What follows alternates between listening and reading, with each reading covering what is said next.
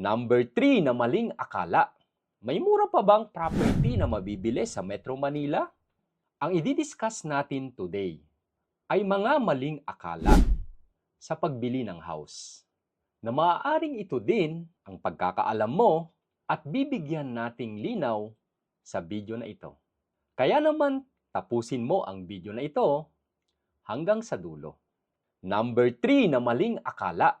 May mura pa bang property na mabibili sa Metro Manila?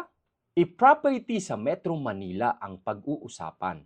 Nagbabari ang prices. Depende if business districts ang location or sa typical NCR locations. Sa mga nakita natin na pinakamababang prices ng property, sa mga 20 square meter na nagre-range ng 2 million to 3 million, usually po ang location niyan, mga medyo distant location na sa Quezon City, kagaya ng Fairview or Commonwealth, na mga condominium.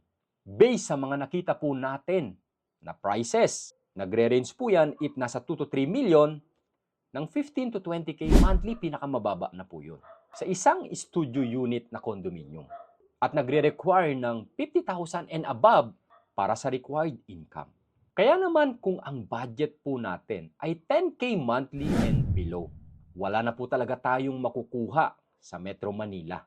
Mga nearby provinces na gaya ng Bulacan ang pwede nating maging opsyon na makaka-avail pa po tayo based sa ating lower na monthly budget.